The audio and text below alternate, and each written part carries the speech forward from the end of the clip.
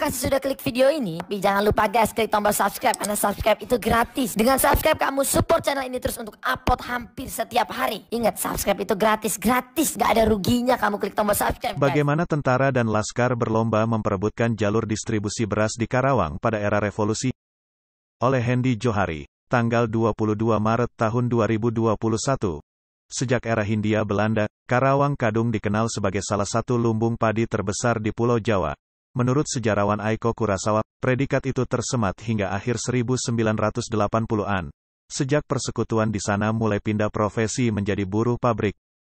Dulunya, Karawang adalah masyarakat pertanian, petani. Ungkap Aiko dalam suatu seminar bertajuk Transformasi Sejarah dan Penggunaan Lahan dalam Masyarakat Industri, yang diadakan oleh LIPI, Lembaga Ilmu Pengetahuan Indonesia, pada tanggal 15 Agustus tahun 2019.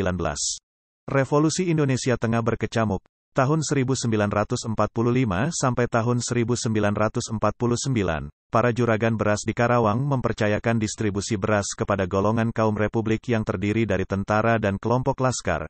Selain membiayai kebutuhan pangan tentara dan laskar, mereka pun menyerahkan pengelolaan bahan makanan pokok itu kepada kaum bersenjata tersebut. Contoh kasus itu terjadi di wilayah Rawagede, adalah Bah Inem, seorang juragan beras yang memiliki ratusan hektar sawah yang membentang mulai wilayah Rawagede, Jatimulilit, Patenggong hingga Cilebar. Bah Inem yang suka berjudi memiliki kebiasaan unik, yakni kalau lagi kalah judi, dia justru suka membeli sawah. Ujar Telan ketika saya wawancarai pada 2015. Menurut ex-anggota Laskar Hizbullah Rawagede itu, Bah Inem memiliki hubungan yang sangat akrab dengan kalangan tentara dan laskar. Bisa dikatakan, dia merupakan donatur utama TRI, Tentara Republik Indonesia, dan kelompok-kelompok laskar yang bermarkas di Rawagede dan sekitarnya. Bukan saja uang dan beras mengalir setiap bulannya ke kelompok-kelompok bersenjata itu, namun soal pengelolaan bisnis beras pun, badan pengelola memberikan kewenangan kepada mereka.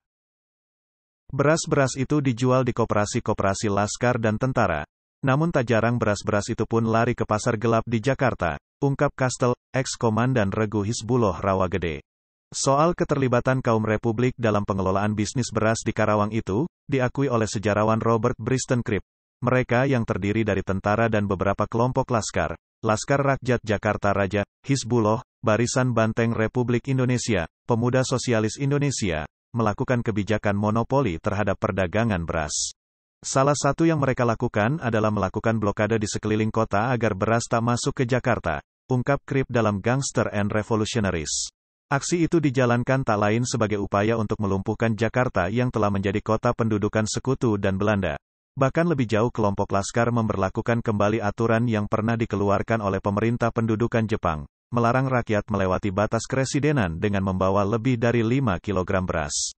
Situasi itu menyebabkan beras Karawang yang terkenal lezat tersebut menjadi barang yang langka dan sangat mahal di pasar-pasar Jakarta.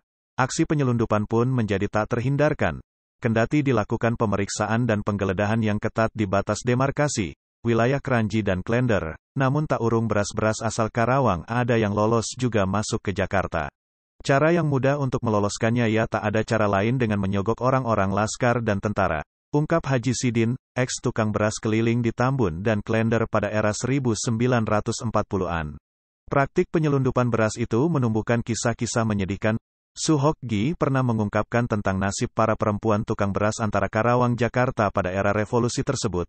Untuk melancarkan pemeriksaan, para laskar dan tentara yang menjaga perbatasan garis demarkasi itu tak segan-segan melakukan pelecehan dan pemaksaan seksual terhadap mereka. Di daerah garis demarkasi yang dijaga serdadu Belanda, Klender, mereka pun harus mengalami kejadian yang sama, tulis Suhok Gi dalam zaman peralihan. Batalion Beruang Merah adalah salah satu kelompok tentara yang menjadi subur karena bisnis penyelundupan beras itu. Begitu sejahteranya kesatuan divisi Siliwangi asal Tasikmalaya itu, hingga menimbulkan iri kesatuan-kesatuan lain. Mereka pun segera mendapat julukan beruang merah, memiliki uang Belanda yang berwarna merah, ungkap Cribb. Pertengahan April tahun 1946, Perdana Menteri RI Sutan Sejarir memutuskan untuk memberikan bantuan beras kepada India yang tengah dilanda kelaparan. Jumlah yang ditargetkan Sejarir adalah 500.000 ton. Karawang adalah salah satu wilayah yang menjadi andalan untuk menyediakan beras bantuan itu. Persoalan muncul ketika Laskar Rakyat Jakarta Raja, LRDR, yang anti-Sejahrir menghalang-halangi upaya itu, pun mereka yang selama berada di Karawang sangat tergantung dengan persediaan beras yang disetor oleh para juragan beras tentu saja tidak mau kehilangan jatahnya. Mereka lantas melarang rakyat untuk menyetorkan beras kepada pemerintah, ungkap Telan. Aksi itu kemudian disikapi secara keras oleh Batalion Beruang Merah selaku alat pemerintah RI yang memang juga menganggap LRDR sebagai saingan dalam soal bisnis beras itu, tak berhasil menyelesaikan masalah dengan cara damai. Pada sekira pertengahan 1946 kedua kelompok kaum Republik pun bersitegang dengan menggunakan senjata masing-masing. Sempat terjadi tembak-menembak di wilayah Tanjung Pura dan ada yang luka-luka juga. Tapi setelah sekitar sejam cepat selesai karena keburu datang polisi tentara mengamankan mereka, kenang Telan.